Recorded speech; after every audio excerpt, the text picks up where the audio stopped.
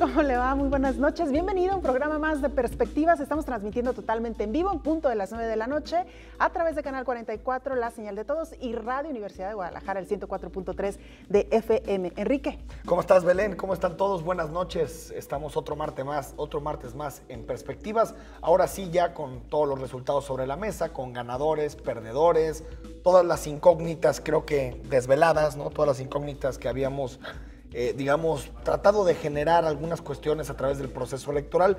Nos damos cuenta, Belén, que fue una elección en general atípica. Una elección donde creo que prácticamente todos los analistas políticos, periodistas, encuestadores, fallamos. Así es, ¿no? El factor sorpresa es quizá lo que marcó este proceso electoral. Y si te parece, Enrique, antes de entrar de lleno al análisis de lo que ocurrió este 7 de junio y el resultado hasta ahora preliminar, hay que decirlo, todavía el PREP no ha cerrado al 100%, revisar y a manera de contexto de donde partiremos luego para entrar a este análisis. Si te parece, vamos a ver este mapa que conforma ya el estado de Jalisco. Primero, vamos a ver cómo quedó pintado nuestro estado en el año 2002. Un rojo clarísimo, ¿no? Un rojo clarísimo. O sea, es decir, una hegemonía política del PRI.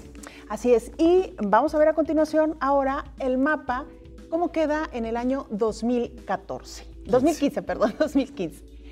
Ese es nuestro mapa actualmente y vemos cómo el color naranja, ¿no? Se suma a la paleta de colores. Sí, ahí el tema, digamos, de la zona metropolitana de Guadalajara contrasta con mucha claridad. Una zona metropolitana de Guadalajara que se tiñe prácticamente de naranja. Aún así, hay que decirlo, el PRI sigue teniendo una fuerza territorial muy importante. El PAN gana algunos municipios. Lo que sí parece que se extingue es el color amarillo, ¿no? Menos municipios perredistas, creo que son 5 y 5, pero de menos peso. Y bueno, pues digamos, se pensaba que el Partido Verde podía ganar un poco más de municipios. Al final creo que el Partido Verde es uno de los grandes derrotados de la contienda. Y bueno, por ahí creo que un municipio del Partido Humanista también, ¿no? Así es. Sí, que gana creo que Villa Corona. Exacto. Y hay por ahí también de Partido Encuentro Social, ¿no va? Uno en Ayotlán, precisamente. Ayotlán. Morena no va. Morena se queda sin municipios. Sin municipios. Cuando tenemos el total de 9,343 actas computadas, con un porcentaje de avance en el PREP del 94.98%, que por cierto ya se cerró en este porcentaje. El resultado de los municipios en general, 62 para el PRI, 29 para el PAN, 24 para Movimiento Ciudadano, ¿sí? 5 para el PRD, 2 para el Partido del Trabajo, 1 para el PANAL, 1, ya lo decías también, del Partido Humanista, que es precisamente Villa Corona, y 1 más para el Partido Encuentro Social, que es Ayotlán. Que eso es, digamos, la distribución en el plano municipal, donde pues, prácticamente la mitad de los municipios siguen siendo gobernados por el PRI. Aquí lo interesante, Belén, también es analizar lo que sucede con los diputados locales, ¿no? Creo que vamos a transitar, no sé qué opinas, Belén, a un Congreso otra vez bipartidista, aunque ahora no con una fuerza tan grande como el PAN, sino más bien con una fuerza como Movimiento Ciudadano. Veremos ya al final el reparto de curules. Aquí tenemos el gráfico de los diputados y de la forma en que se distribuyen. Es interesante ver cómo de alguna forma el PRI y el Partido Verde tendrán al final hegemonía, podrán ganar 10 de los 20 distritos. Parece que Movimiento Ciudadano se queda con 9, pero hay que poner el énfasis claro en que son todos los de la zona metropolitana, quitando el de Pedro Kumamoto, que es el 10. Así ¿no? es. Es decir, si quitamos el tema de los diputados locales, estamos hablando de 10 para el PRI verde, 1 para el PRI solo, y Movimiento Ciudadano, que se quedaría con 9 diputados, y el candidato independiente Pedro Kumamoto, que también gana su curul el 10 de Zapopan. Así es, los 9 distritos que se lleva la Alianza PRI Verde Ecologista es el 1, 2, 3, 4, 15, 16, 17, 18, 19. El PRI solo se lleva el distrito 20, Movimiento Ciudadano se lleva para sí en los distritos 5, 6, 7, 8, 9, 11, 12, 13, 14, la mayoría de zona metropolitana. Aquí, ¿no? Lo interesante también, Belén, es que digamos, la diferencia estará muy clara en el hecho de que como el PRI logra competir prácticamente en todos los distritos, lo hace en zona metropolitana siendo segundo lugar y lo hace en el interior siendo segundo lugar, seguramente eso le dará la mayoría, no absoluta, le dará la mayoría relativa en el Congreso. Movimiento Ciudadano será segunda fuerza, el Partido Acción Nacional una tercera y muy lejana tercera fuerza, el PRD al parecer logrará meter 1 o máximo 2 en una circunstancia de resto mayor, y un candidato independiente. A lo que me refiero es esto, paradójicamente, el PAN va a ser el partido bisagra en el Congreso. Para sacar mayoría tanto para Movimiento Ciudadano como para el PRI, necesitarán los votos del Partido Acción Nacional, ya que el voto de Pedro Kumamoto, a menos de que alcance a llegar a 18 o 19 diputados, un partido que no parece probable, el voto de Kumamoto tendrá menos peso que el de esta bancada del PAN, ¿no? Que serán 5 o 6 diputados. La gran incógnita, sobre todo lo hemos percibido así a través de las preguntas que nos llegan a los medios, la inquietud por parte de los ciudadanos, es cómo va a legislar un diputado independiente. Él lo ha dicho en reiteradas ocasiones, Enrique, así como hoy la ciudadanía le da un voto y lo hace llegar al Congreso del Estado, de la misma manera él piensa legislar y no suena tan descabellado, ha logrado tener una presencia importante principalmente en las redes sociales y quizá sometiendo a un poco la evaluación de los ciudadanos en esta retroalimentación que debería existir entre el ciudadano y el diputado, que actualmente no existe, quizás sea una nueva manera de legislar, ahora sí, con una comunicación directa con el ciudadano. Ahora, digo, esto creo que en términos de discurso se escucha muy bien. Sin embargo, también es cierto que se necesitan votos para pasar los temas, ¿no? Y creo que ahí tiene Pedro Kumamoto una disyuntiva que es muy interesante, porque por un lado, el hecho de haber sido un candidato independiente de partidos políticos le dio mucho peso. Exacto. Y digamos que aliarse con algún partido o tratar de configurar mayorías con partidos le puede desgastar. Sin embargo, si no lo hace, va a ser un diputado muy ineficaz que puede, digamos, llegar a sacar algunos temas a la palestra pública, pero que no podrá pasar ninguna reforma de calado. Es decir, Pedro se enfrenta a esto, ¿no? A tratar de mantener su independencia, pero siempre y cuando pueda formar mayorías y pueda ser útil para pasar reformas al Congreso. Oye, Enrique, ¿no crees tú que el hecho de que sea un candidato, hoy un diputado, un virtual ganador, que sea tan mediático, le va a dar como esta palestra para seguir el trabajo que él haga, las propuestas que presente? Y si son iniciativas buenas, me parece que no tener el apoyo del resto de las bancadas sería un poco exhibirlos también, ¿no? Sí, por supuesto, pero digamos que la palestra en los medios tiene su duración. También los votantes del Distrito 10 querrán que sus problemas estén materializados y tengan como corolario una legislación. A lo que me refiero es que Pedro Kumamoto tendrá que tomar una decisión: ser un diputado que pueda construir acuerdos o ser un diputado que se aísle y esté todo el tiempo denunciando lo que sucede en el Congreso. Yo creo que es una dinámica que lo puede llegar a desgastar y que también para el elector de Zapopan, de clases medias y medias altas, puede llegar a ser desgastante que un diputado no dé resultados. Yo creo que tendrá que generar una estrategia muy clara para no mancharse con todo lo que sucede con los partidos, pero también ser útil para transformar y hacer reformas en el Congreso. Claro, y bueno, nada más para cerrar el tema de cómo quedaron conformados los congresos a nivel federal, ya veíamos ahí el mapa, solo mencionar que el Distrito 4, con sede en Zapopan, podría irse a un recuento de votos, porque la ventaja de MC sobre el Partido Verde y el Partido Revolucionario Institucional, que hicieron alianza, es apenas de 111 sufragios, hasta donde nos Ya quedamos. lo que no se ha dicho mucho, Enrique Peña Nieto, con los dos satélites del PRI, con el Partido Verde y con el PANAL, logra la mayoría absoluta a nivel federal,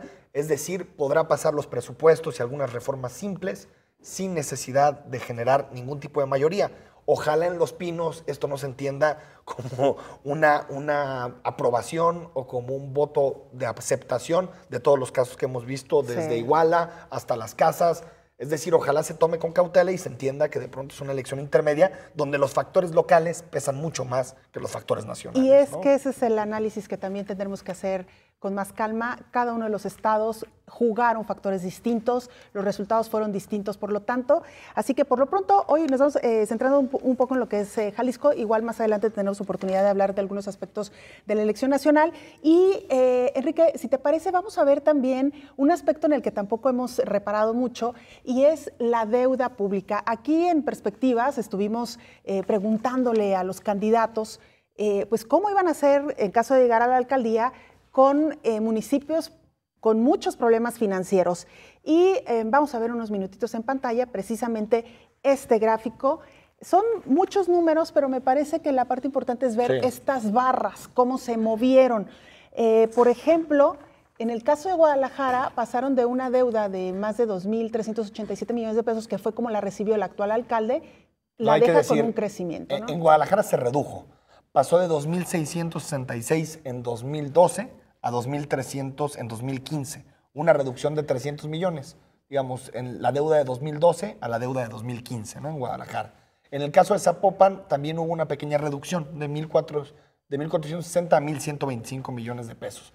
Donde hay aumentos claros es en Tonalá, que por cierto es un municipio que prácticamente alcanza el 100% de su presupuesto en deuda, y en Tlaquepaque se mantuvo más o menos igual, aunque hay que decir que son ayuntamientos que ya venían con grandes cantidades de endeudamiento, ¿no? Claro. Lograron contenerlas y sobre todo, Belén, creo que lo que hizo Guadalajara y Zapopan de acertado, lograron hacer que la mayoría de esa deuda se fuera a 20, 25, 30 años para evitar que se comprometieran las participaciones federales, por lo menos en los proyectos más importantes. Yo creo que es un tema que van a tener que tratar los nuevos alcaldes, pero no siento, Belén, que a diferencia de lo que ellos mismos dijeron, sea un problema tan apremiante. Y en el caso, por ejemplo, de Juanacatlán, que es un caso digno de resaltar, pues de tener una deuda en ceros, pasa a 7,252 millones la deuda que dicen, es decir… 7 millones, ¿no? Sí, hay un municipio que triplica, que es el caso de Juanacatlán, hay 2 que duplicaron su deuda, 4 de ellos, como ya lo mencionabas, la redujeron y 5 incrementaron su deuda. Ahí está. Yo creo que es un tema que no es tan importante en términos del manejo del municipio, es decir, es una deuda alta, pues hay que… es imposible negar la realidad cuando se ve. Lo que quiero decir es que si bien la mayoría de los candidatos se posicionaron y dijeron la deuda es importantísima, vas a ver que cuando lleguen a las administraciones le van a empezar a quitar peso al tema. Bueno, ya empezaron, de ¿no? hecho. Alfaro es el 5% de sus participaciones. Yo entiendo que en campaña se dicen unas cosas y al momento de gobernar se dicen otras, ¿no? Que es un poco el caso de Lemus también, ¿no? De Pablo Lemus, sí. Que ha cambiado, ha ido variando sus retos. Se matizan, ¿no? De cómo iba exactamente. Ahora, el papel de los medios es tratar de fiscalizarlos y decirles, señores, ustedes se comprometieron a esto, ¿no? Porque la lista de promesas es tremenda, ¿no?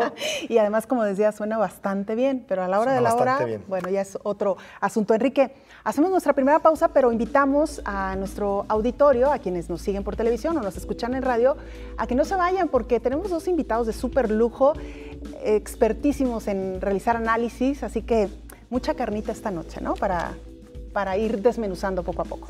Vamos a la pausa y regresamos.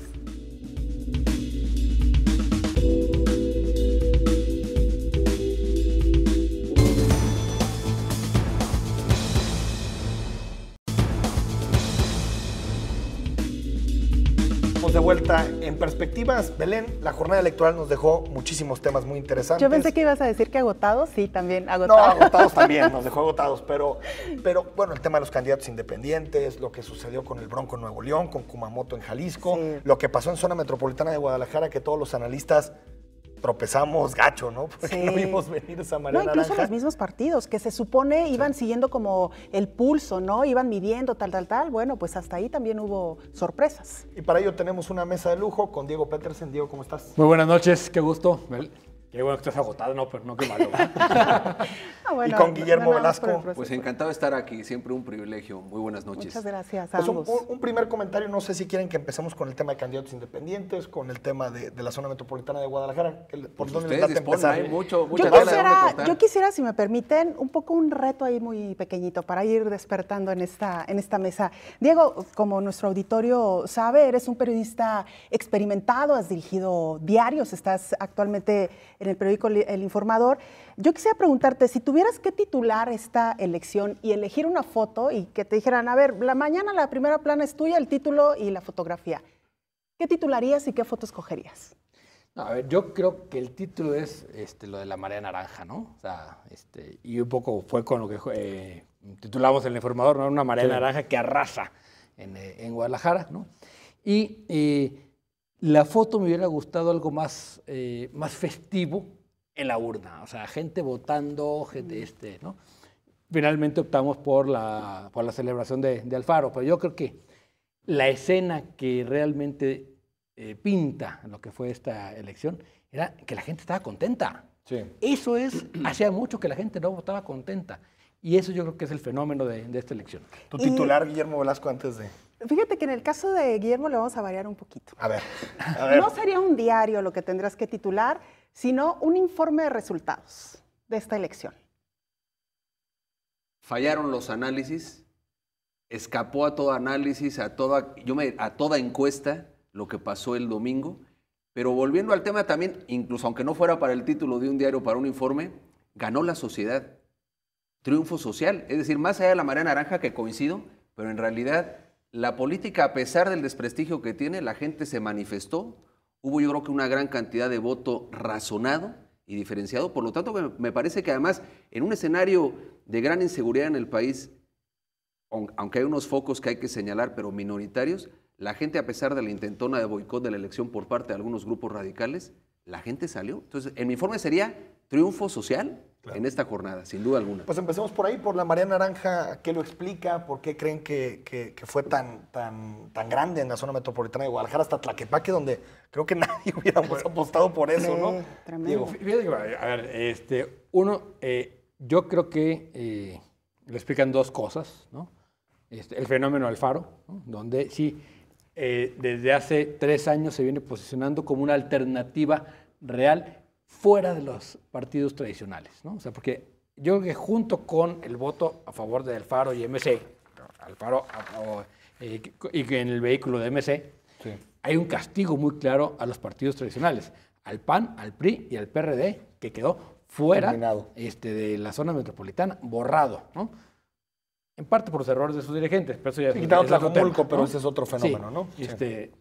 Y el otro fenómeno que me parece que explica es que la campaña de Alfaro en concreto y la de MC es una campaña en redes muy festiva, mientras que la campaña del PRI es una campaña de golpeteo tradicional, muy entonces yo creo que cada vez que le pegaban un portadazo, ¿no? a Alfaro, lo crecían, ¿no? Y mientras en las redes aquello iba permeando. No es gratuito. En el último informe que antes de la elección que dio el Observatorio Electoral de la UNAM, de Julián Telles, dice, las 3 mejores campañas en redes sociales son Alfaro, El Bronco y Kumamoto. Los 3 ganaron. Claro. Vamos. Yo, abundando en lo que dice Diego, a ver, desde luego hay un rechazo a la clase política tradicional, se caen varios mitos. El tema del famoso voto duro priista, yo coincido en lo que también, ambos han señalado, Enrique y Diego, efectivamente, ese priista de closet existe. La gente no dijo exactamente lo que le preguntaron en las encuestas, es una realidad. También la imposición de Villanueva, hay varios factores. El priismo de base está pasando factura a una decisión de querer crear a un candidato desde la propaganda. Entonces, aquí hay un punto de partida, era la crónica de un fracaso anunciado para el PRI y el refrendo de la victoria de Alfaro, que ya lo tuvo en Guadalajara. Alfaro gana de manera contundente en el 2012, de tal manera que lo que estamos viendo es una reedición con valor agregado de esa victoria, y salen el punto de partida de Villanueva y Alfaro es muy distinto. El PRI intentaba posicionar desde la propaganda a un candidato cuando Alfaro iba en una ruta de victoria. Sí creo que Alfaro es un gran imán que jaló a las otras candidaturas sin duda alguna. Yo creo que es un liderazgo bastante mesiánico, sí, porque así es un liderazgo contundente. El alfarismo, contrario a lo que algunos pensaban, se consolida.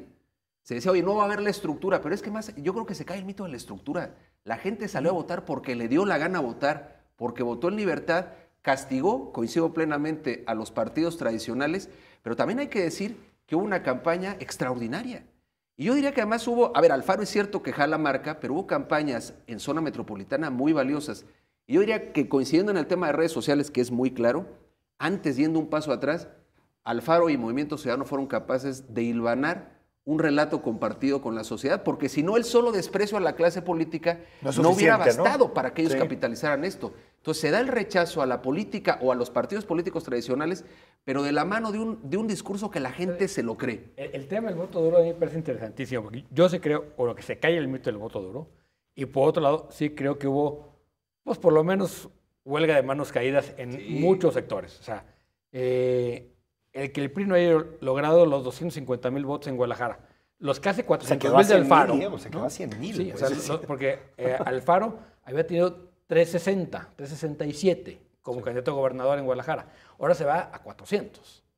¿no? 399, si no me equivoco. ¿no? 299. ¿no? Pero el solo voto duro eran 250,000. Hasta ahorita 300,000, ¿no? O sea, realmente el PRI podría haber, estimamos su voto duro en 250,000. Y no llegan a ello. O se la creímos, ¿no? También. No, pero lo tenía.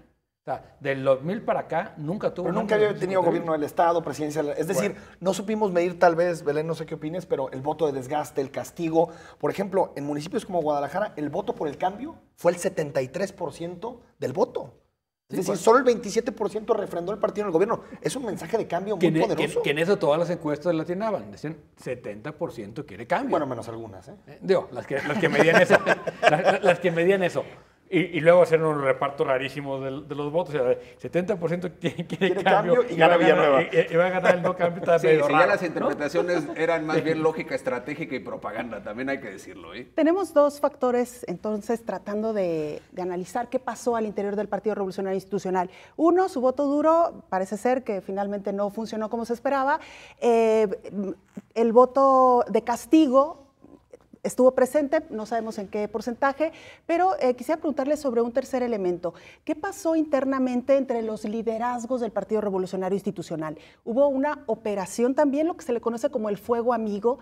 ¿Qué tanto apoyó o no o hizo huelga de brazos caídos el CEN Nacional? ¿Qué personajes en específico con nombre y apellido pudieran haber jugado incluso a favor de otros partidos políticos para impulsar el triunfo de otro candidato o de otro partido?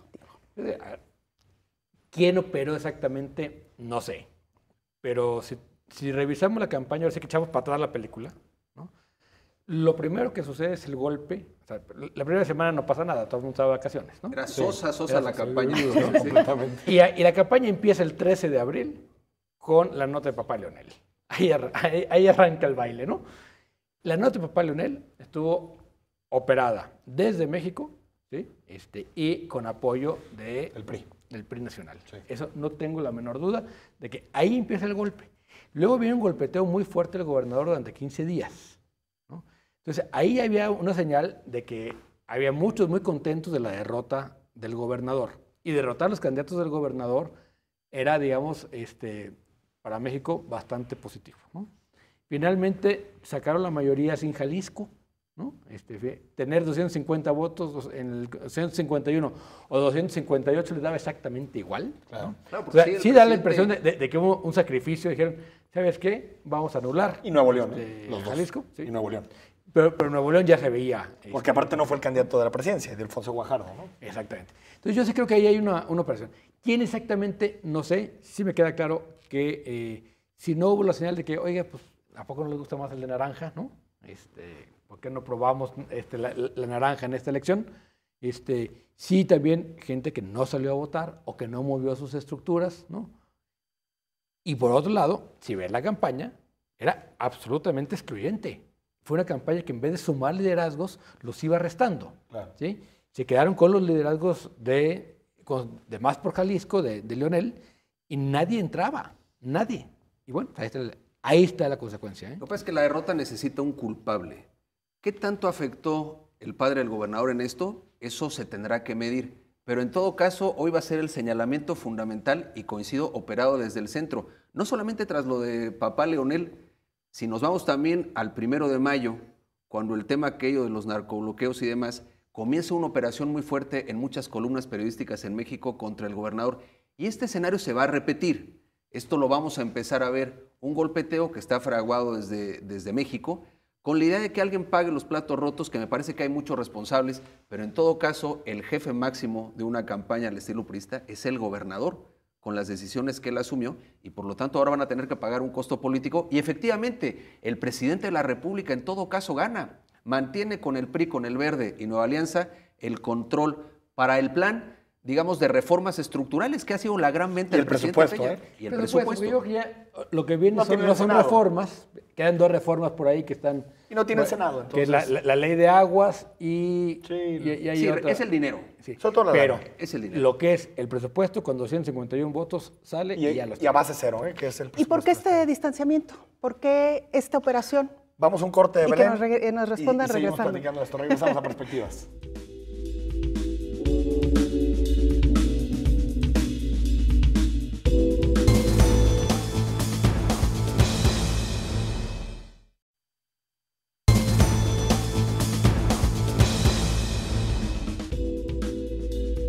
Estamos de vuelta con todos ustedes en Perspectivas. Nos quedamos, Guillermo, y me gustaría ampliar la discusión al tema de si se puede interpretar esto como una derrota directa del gobernador del estado, si no se puede interpretar así, quiénes son los principales derrotados y si de pronto se nos olvidan otros partidos políticos como el PAN, que cada elección nos demuestra que se puede cavar más profundo, ¿no? Hay varios damnificados, digamos, de esta elección. Bueno, ¿no? a ver, el gobernador sin duda es uno de ellos y sus operadores más cercanos también. Sus propagandistas también, pero si algo hay que ponerle foco, quien fracasa en esta campaña, hay que decirlo claramente, es el gobernador, sumado a otros factores.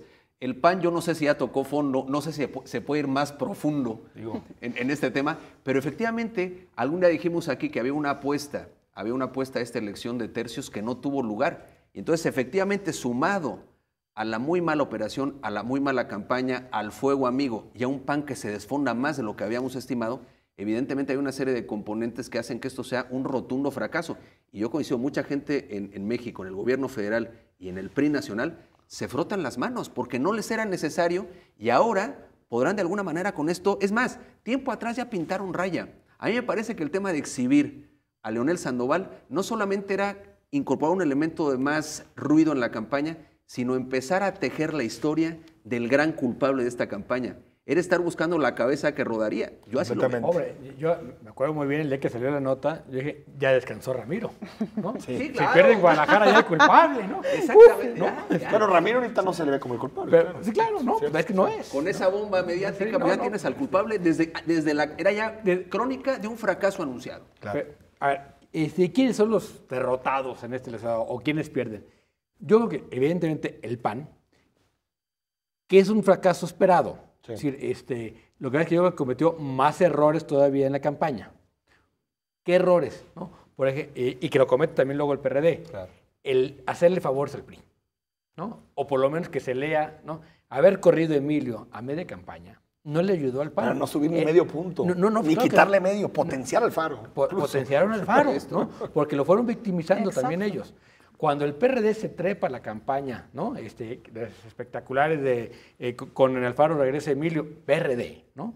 En vez de hacer campaña por sus candidatos, bueno, el precio es que hoy el grupo UDG no tiene diputados. Uno. Tiene uno, ¿no? Mónica Almeida, ¿no? Cuando venía acostumbrado a tener 2 en el PRD y 3 en el PRI, ¿no? Pero el PRI se nos lleva la fiesta a todos, yo coincido. Quisieron, fíjate, se alió el PRI con algunos panistas para el montaje, que es lo que es de expulsión de Emilio, que no tenía ni sustento y lo anuncian así. El tema efectivamente del PRD sumado a estas mamparas. El asunto Lagrimita, que yo tengo mis serias dudas de que esto fue también un asunto planteado en un intento fallido de atomización del voto. ¿Todavía tienes dudas? Pero hicieron tan mal, tan mal que dices, a lo mejor no haré eso. Exacto, pero sería para eso. Fíjate, y como ellos estimaban que iba a haber un escenario, o querían estimarlo, yo no lo veo así. Semitripartidista, ¿no? No, y además de impugnación, si hubieran ido por un escenario cerrado, Lagrimita iba a ser el factor clave para enrarecer los resultados del ambiente e impugnar. Pero ¿cómo impugnas en la elección de 30 Pero puntos? claro, Lagrimita ahí, cuando dice que él espera resultados oficiales para pronunciarse, pues yo decía en un tuit que Lagrimita daba ternurita. Claro. Ya era un dardo fallido completamente, ¿no? Diego Guillermo Belén, otro creo que es el derrotado, es el Partido Verde en Jalisco, ¿eh? Sí, Los porcentajes del Partido Verde en zona metropolitana de Guadalajara están por debajo del 2%, 1 punto y cacho, y prácticamente ningún municipio gobernará Cuando por decían que iba a tener unos 11. 11. Y aparte, digo, a nivel nacional tiene un 7% que es respetable y serán claves para formar. Y para el presidente Peña claves, ¿eh? Pero en Jalisco el Verde no 7%, una buena parte viene de Chiapas, y como MC es Jalisco, donde tiene presencia el Partido de Verdes en Chiapas. Pero en Jalisco el porque Verde tiene no pintó. corporativizado el lo que fue gobierno. una transgresión de la ley rentable a nivel nacional para el verde, aquí no funcionó, ¿eh? Y sumando un poco al tema de los damnificados de esta elección, pues hay personajes claves también que pertenecieron al gabinete y que después se fueron a coordinar algunas de las campañas. Y esto quiero ligarlo al tema de las renuncias. ¿La más sonada de las campañas? La más sonada de las campañas. Están ya, bueno, el caso más reciente de quien fue nombrado jefe de gabinete, Enrique Dau, ¿no? Quien presenta su renuncia y casi, palabras más, palabras menos, por dignidad deberían de renunciar también aquellos que son responsables de Y yo esta sé que elección. algunos más... quieren hacerlo. Y una cosa es presentar la renuncia, otra es ponerla a disposición del gobernador. Que no se la aceptaron, O sea, no, evidentemente, o sea, lo que hace un gabinete cuando hay crisis es eso. Es eso. Y que no es más que dejar en libertad al gobernador para que pueda voltear a ver y tenga una perspectiva más amplia, ¿no? Yo creo que es muy sano. Y también creo que parte de la intención de la señora es, por favor, presenten su renuncia y no obliguen a que el gobernador los corra, ¿no? Y es el único ajuste que puedes hacer real en sistemas presidenciales, cambiar a los gabinetes. Sí. ¿Tú crees, Guillermo, que vamos a ver varias renuncias o no? Yo creo que vamos a ver, no muchos, pero sí algunos cambios significativos. Lo de Dao está bien planteado. Es más, yo quiero pensar que se lo pidió así el gobernador con ese mensaje de ayudar a esa visión más amplia y decir, bueno, esto es lo que toca como gentileza política tras el desastre que tenemos. Yo creo que tendrá que haber algunos cambios muy significativos. El equipo operador de la propaganda tendrá que salir de ahí, pero no solo, porque este no es un tema de comunicación estrictamente, es un tema de política, es un tema de relato que construye el gobierno, es un tema de credibilidad, es un tema de reputación. Si lo queremos ver solamente bajo la lógica de la campaña y de la comunicación, no entenderíamos realmente lo que está pasando. Yo creo que hay 3 grandes temas en el gobierno que son los que hicieron crisis, ¿no? El de seguridad, ¿no? Oh, sí. Veo claramente que tiene que haber cambios. Entre otras cosas, cuando yo ponía en la columna de antier que de lunes Alfaro empezaba a cogobernar, es decir, simplemente imaginemos, Alfaro tiene ahorita la decisión de si continúa o no la Policía Única en Jalisco. Porque si él retira sus elementos, se acaba. Completamente. ¿No? Los elementos de Guadalajara, Tlaquepaque y Zapopan, ¿no? Pone en jaque la política de seguridad y al mismo tiempo tiene una corresponsabilidad muy importante. Pero es seguridad. La otra parte, yo creo que es la parte de gobierno. Yo no siento que se esté gestionando bien, y digamos, el ambiente político, ¿no? De repente no, hay demasiados interlocutores, ¿no? Para unas cosas el secretario de Educación, para otras el secretario de Gobierno, para otras es el equipo del gobernador. Entonces, no hay quien esté manejando la política y de cara a un gobierno compartido o cohabitado, ¿no? Sí vas a necesitar una figura muy fuerte en la Secretaría de Gobierno. Ahí sí veo yo un cambio. Un cambio. Digo, Fiscalía. En términos de lógica política, eso quiere decir que vayan a ser así, ¿eh? Fiscalía, y la otra parte que creo que está golpeando mucho es la de corrupción. Completamente. O sea, yo no sé si haya más o menos corrupción, hay más percepción de corrupción. Y en lo que mencionaba sobre seguridad, y comparto contigo la opinión de que a partir de este momento Enrique Alfaro se convierte en un personaje esencial ya, ahora sí, ya no en campaña, sino con esta influencia en lo que suceda en Jalisco. Me llamó mucho la atención, por ejemplo, una entrevista que dio a Radio Metrópoli el lunes por la mañana y le preguntaban precisamente por estos enemigos políticos que había arrastrado a lo largo de la campaña. Y él lo dijo muy claramente, con el gobernador me puedo sentar y negociar, con el Grupo Universidad me puedo sentar y negociar, pero con Nájera reitero lo que dije en campaña, el señor se tiene que ir. Apenas un día o 2 días después, el rumor de que se va en Nájera ya en los próximos días cobra fuerza y se habla de la llegada del procurador que estaba en Michoacán, ¿no? Pues puede ser parte de un acuerdo político, sin duda alguna, porque el tema sensible es la seguridad, yo coincido plenamente, la gobernación, por así decirlo, la gobernabilidad, los nexos políticos, ahí hay otro tema muy importante, y desde luego la forma de hacer comunicación. Yo lo veo con una tercera vertiente, y por supuesto con Nájera no se va a entender Alfaro, y además hay que entender que en la personalización de la política veremos a un gobernador incidiendo en los legisladores priistas y Alfaro alineando, eso va a ser un tema entre 2 personas. Por lo tanto, eso puede abrir un cauce de buen entendimiento que lo habrá sin duda entre el gobernador y Aristóteles. A mí me parece que no van a tener ahí problema para entenderse, se han entendido desde hace mucho tiempo. Son pragmáticos, ¿no? Son Ambos. pragmáticos. Claro. Generacionalmente pertenecen al mismo grupo. Pero tal vez sí le pide ese punto, ¿no? Oye, claro, Nájera no podemos seguir con él porque se metió en campaña abiertamente y no confiamos en él, ¿no? Pero a ver, si se alinean en ciertas decisiones el gobernador y Alfaro, van a caminar, ¿no? Y yo por eso digo, sí creo que es muy importante, a partir de ahora Alfaro empieza a cogobernar porque muchas de sus decisiones van a influir en la marcha del Estado. Y eso, claro. ¿Qué riesgo le veo a Alfaro o a MC?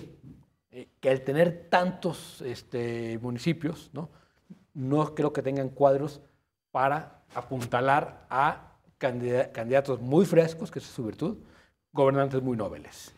Eso puede ser, digamos, Ese es delicado. el tema clave. Y hasta gente como Alberto Esquer, por ejemplo, en Ciudad Guzmán, ¿no? Sí, Que claro. digamos que no es la línea que ha manejado No, Movimiento Ciudadano en algunas ese, candidaturas, ¿no? ese se puede salir de Huacal. ¿no? Exacto. Es que efectivamente la expectativa es altísima en la marea Y naranja. la tolerancia poca, ¿no? Y la Guillermo? tolerancia tiene un tiempo de caducidad. La gente evidentemente hoy Hay un está- bono democrático, ¿eh? Y es Ese amplio, bono ¿eh? democrático Y es local. La contundente. luna de miel que le llaman. Pero ¿no? efectivamente esta puede ser larga, pero tarde que temprano, ante no ver contundencia y expectativas altas, claro, tienen una estructura poderosa, pero efectivamente se requiere también talento técnico para el ejercicio de gobierno, que es lo que va a estar a prueba. Porque hoy en realidad todo es miel sobre hojuelas, incluso yo creo que habrá entendimiento político, ¿eh? Sí. Porque si hubiera llegado Alfaro solo, sin esa marea naranja, efectivamente se sacaba la rifa del tigre y le tendían la cama en Guadalajara para evitar y romper el eje de la candidatura 2018. Ya no es el caso. La campaña del 18 arrancó. En la Minerva es el acto simbólico ahora de decir vamos con todo y esto no para, ¿eh? Y hay algo que es importante ahí, Guillermo. Creo que el control de la sucesión en 2018 lo perdió el gobernador. Sin duda Es alguna. decir, el gobernador Claro. tendrá poca influencia y eso puede ser un buen incentivo para colaborar Claro, o sea, al final, ¿no? es que cuando, o sea, la perspectiva de todo grupo político es la preservación del poder. Claro. Después de una franquicia como esta, pues yo creo que lo que va a querer el gobernador es salir bien. Por eso sí creo que va a Hay reconfigurar su incentivos gabinete para- claro. de un gabinete de gente cercana y leal a un gabinete de un corte más profesional y técnico. Como acabó Emilio. Sí, un poco. Un poco con Víctor, González Sí. Romero, digo. Y la otra cosa que sí creo es que al no tener, digamos, tanta influencia en la sucesión, se puede concentrar en sacar un buen gobierno. ¿no? Y ahí la alianza con Alfaro puede ser muy interesante. Si lo vemos bajo esa óptica, fíjate, socialmente esto puede ser muy benéfico para todos, porque efectivamente tendrás un gobierno que tendrá que dar cuentas y tendrá que hacer cosas pronto, por lo que dure ese bono democrático, un gobierno del Estado ya no obsesionado en la sucesión al 18, sino en salir bien librado, y efectivamente podrá ser un tema de mejor gobierno y mejores resultados. Pero una cosa es clara, se acabó aquí el jefe máximo. Sí, sí. Propio de varios. Aquí eso ya no existe, sino coincido plenamente con Diego, comenzamos la era del cogobierno. Claro. Es así. Vamos a ir un corte en perspectiva y seguimos platicando de estos temas. También uno que se hace muy interesante que puso Diego sobre la mesa, el tema de la corrupción. Así Yo creo es. que el fenómeno Bronco lo explica en gran parte la corrupción en Nuevo León. Regresamos a perspectivas.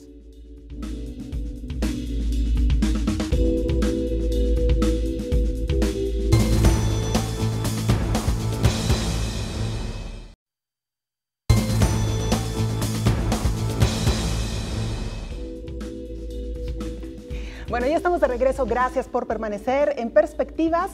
Estamos lamentablemente entrando ya a la recta final. Necesariamente tendremos que invitarlos de nueva cuenta porque se nos quedan muchísimos temas en el tintero, pero yo quisiera plantearles lo siguiente. El futuro de Movimiento Ciudadano, el futuro de Enrique Alfaro como líder de hasta ahora de este grupo político, más que de partido, diría yo.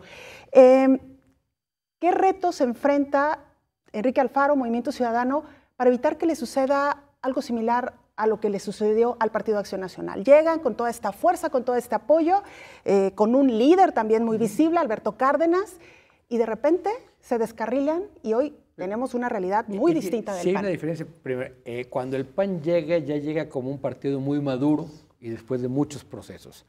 Acá sigue siendo un movimiento político en torno a un gran líder, que es Alfaro, cobijado en un partido. Si Alfaro se sale del partido, se enferma o se va a vivir a Hawái, MC se acaba. No hay una estructura de partido ni una historia de partido, ¿no? Lo que hay es una historia de sobrevivencia, ¿no? De ir de rémora, y esta es la primera vez que va solo porque encontró un liderazgo. Yo creo que el gran reto es, si quieren ser partido, que no me da la impresión de que quieran ser, o sea, porque lo que tiene muy atractivo MC en este momento es que no tiene ni principios, ni doctrina, ni se anda con... Entonces tienes a gente de izquierda claramente, procedencia de izquierda como Clemente Castañeda, hasta empresarios totalmente de O derecha. Héctor Álvarez, ¿no? Sí, o Héctor Álvarez del PAN, o Diego Monraz, etcétera, ¿no? Entonces, todo eso cabe en torno a un gran liderazgo, para bien y para mal, ¿no? Porque el momento que se tropiece Alfaro, se acabó el movimiento.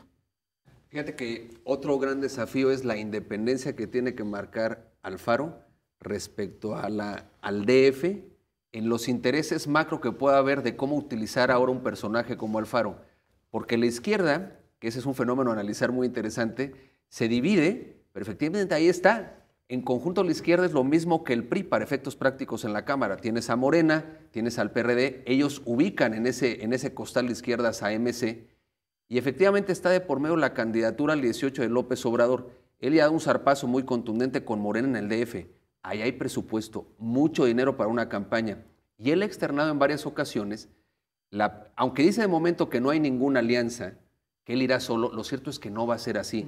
Es imposible. Es imposible. Sí. Sus operadores están planteando el tema del agrupamiento de las izquierdas, donde MC está considerado, evidentemente. Sacó 6%, Guillermo. A nivel Y entonces nacional. esto, Altísimo. a lo que voy, que el gran desafío es mantener lo genuino del proyecto político, porque efectivamente la tentación de sucumbir a ese macroproyecto, que por otro lado sería explicable, y veremos qué pasa, comentábamos hace un momento, digo yo, qué va a pasar con la bancada de MC en el Congreso Federal. Evidentemente, todo apuntaría a que sea Clemente Castañeda. Lo que está aportando en legisladores MC Jalisco es bestialmente importante, es la mitad. Pero la pregunta es, ¿se va a ratificar Dante Delgado en ese compromiso o no? Claro. Y ese es también un desafío, ¿eh? Y otro tema que se me hace interesante es cómo en Jalisco, en realidad, la elección se construyó en torno al eje PRI-ANTI-PRI sobre todo. Es decir, esta idea de la derecha y de la izquierda creo que no tuvo ningún peso, a diferencia de 2006, donde con Andrés Manuel y Felipe Calderón. Es decir, al no haber candidato a la presidencia de la República, ¿no? Es un asunto estrictamente local y fue un referéndum. pero digamos, ¿esa lógica se podrá mantener ya con Movimiento Ciudadano teniendo hegemonía en la zona metropolitana o cambiarán las directrices políticas? Porque tú decías, y creo que es un análisis importante, no hay casi nada que los una a los que están al interior de Movimiento Ciudadano más que Alfaro. ¿Eso es sostenible en términos de proyecto político?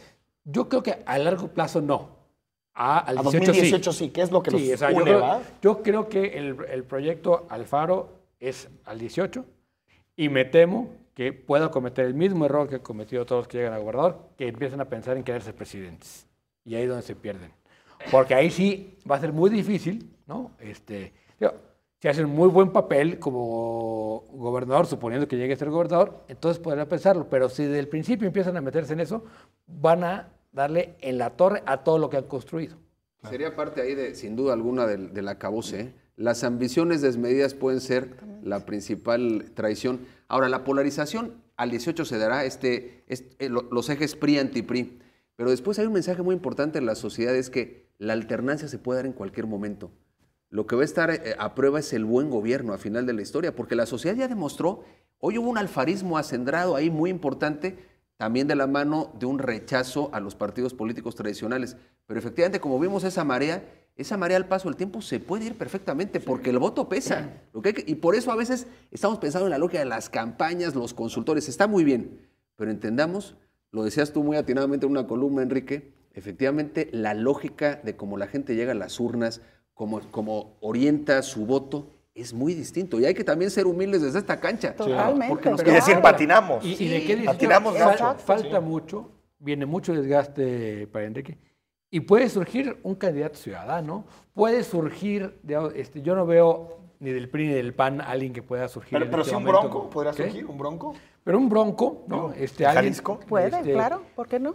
O incluso, digamos, una escisión dentro de MC. Que O es sea, yo justo- creo que MC, el problema es que cuando solo tienes una piedra angular, ¿sí? Para construir un arco te da, pero ya todo el techo se pone en Pero el puedes complicado. vender mucho futuro todavía, ¿no? Sí. Pues No, la gubernatura. bueno, sí, pero que es el tema, ¿no? eso es justo y quizá estamos ya caminando muy adelante, pero existe esa posibilidad también, que dentro de Movimiento Ciudadano surgiera por ahí algún liderazgo que Que de desafía. último momento se le antojara, ¿por qué no?, hacerle la competencia a Enrique Alfaro a la Algún alcalde, gubernatura. algún alcalde estás El pensando. poder lleva a la gente a hacer muchas tonterías. Sin duda. Fíjate, Claro. ese punto es importante. Hoy a muchos no les va a empezar a gustar decir que el gran imán es Alfaro. Y lo es, de momento. Pero todos los políticos que llegan con él gobernando ciudades importantes tienen su corazoncito y su ego. Y es lógico. Y sus ambiciones. Y sus ambiciones naturales. aspiraciones. Y la política es Y así. van a tener equipos que les van a hablar al oído Por y les van a hacer supuesto. Sí ver, te va a ¿no? alcanzar. Todos tú se van a fuiste. ver. Y entonces también hay, ojo, porque esto es hoy, el imperio Alfaro puede empezar a tener de pronto sus ciertas fisuras. Claro. Él lo tendrá que saber manejar, pero las ambiciones son las ambiciones en la política y luego la gente pierde la realidad en 2 meses de gobierno. Un comentario, Guillermo Diego, sobre el tema Pedro Kumamoto. ¿Podrá hacer algo en el Congreso? ¿Qué debe hacer en términos mantenerse completamente independiente? forjar mayorías, eso lo debilita, lo fortalece. ¿Qué opinan de esto? Primero hay que esperar a ver cómo queda la conformación del Congreso para ver si su voto es clave o no. Que parece que no.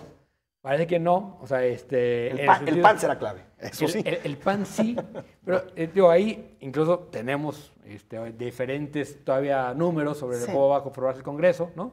Es complicadísima la fórmula, yo ya estoy metido. Y hasta que no tienes el último de las casillas, lo que hagas todo puede cambiar, porque puede cambiar por una décima. Sí, ¿no? por el resto mayor. Por un resto mayor, en una décima se va de un partido a otro. Pero bueno, yo creo que Pedro, en ese sentido, uno tiene que ser una diputación muy distinta, o sea, independiente, no solo con respecto a votar según su conciencia en cada voto, sino independiente también en cómo ejerce y participa en el ambiente del Congreso, ¿no? O sea, nada de junta de coordinación, nada de eso. Primero no le toca, porque como son, o sea, no, en la ley no existen los independientes, pero le tocará, ¿no? Pero sobre todo que no, o sea, tiene que mantenerse, digamos, atrás de los partidos. En las formas. En las formas, ¿no? Y luego tiene que dosificar la enorme victoria y el fenómeno mediático en el que se está convirtiendo, porque eso sube como espuma, pero proporcional a eso puede ser el fracaso de una expectativa no cumplida. La gente se creyó, y qué bueno, las candidaturas independientes. Él tendrá que mantener esa genuina independencia, desde luego.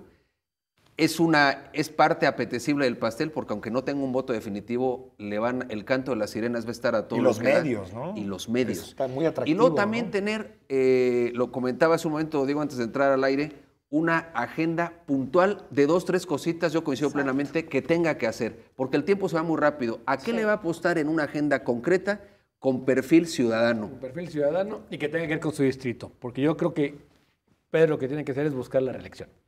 Claro, a mí me da la impresión...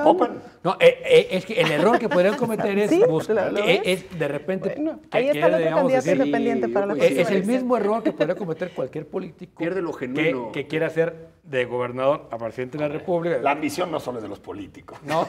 A ver, ese es su político. Pedro es un gran político. Y un político reivindicando la política. Reivindicando la política. Es naturaleza humana. Por lo mismo tiene que cuidar qué es lo que plantea como posibilidades y como carrera. Tiene 25 años.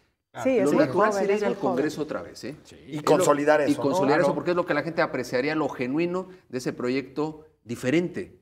Porque si no, el chapulinismo, aunque estaría en todo su derecho de hacerlo, si le va bien, me parece que le podría restar. Pero bueno, tendremos que verlo. Y él lo ha dicho, ya lo declaró, que él no quiere ser un chapulín más. Vamos a ver si lo cumple. Otra vez, del dicho al hecho. Muy inteligente de Pedro, cuando le dice, ¿por qué fuiste por el día? Dice, porque es lo que conozco. Yo no puedo representar lo que no conozco, ¿no? Claro.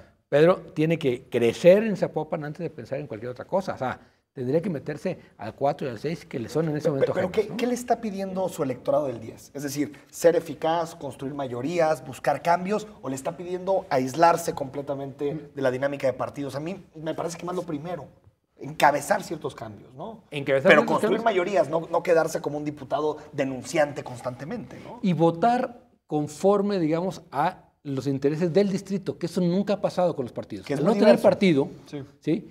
Pero sí, digamos, tiene esta capacidad, Pedro, de decir, él se asume, dice, a ver, mi chamba es entender qué quiere la gente, aunque yo pierda la discusión. Claro. Pero yo me iría un paso atrás, incluso más sencillo que eso. La gente vio ahí frescura política.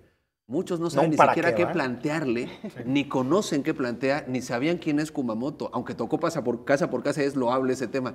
Pero en el fondo tú te echabas la alternativa de decir, esto es sangre nueva en la política. Oxígeno y eso es su puro. gran valor, oxígeno puro. Jóvenes, se nos terminó el tiempo, lamentablemente. Gracias por lo de Muchas jóvenes. gracias a Gracias. ambos. Sí, Todos, volvemos. todos No, en se esta puso mesa muy bien. somos Muchas muy gracias, jóvenes. sí, gracias. Y la invitación está hecha para encontrarnos en otro programa más de Perspectivas. Con Muchas mucho gusto. gracias. Un placer. Diego. Gracias, Guillermo. Ricky, Belén. Enrique, Guillermo. pues nos El vamos. siguiente martes. El siguiente martes estará Enrique acompañándole en Perspectivas, con temas importantísimos también, todavía ecos, algunos ecos, ¿no? Sí, de del lo proceso que nos ha electoral. dejado la elección. La invitación es para que nos sintonice de nueva cuenta, martes 9 de la noche, y nos siga a través de Radio Universidad y Canal 44. Enrique, buenas noches. Buenas noches. Buenas noches a usted.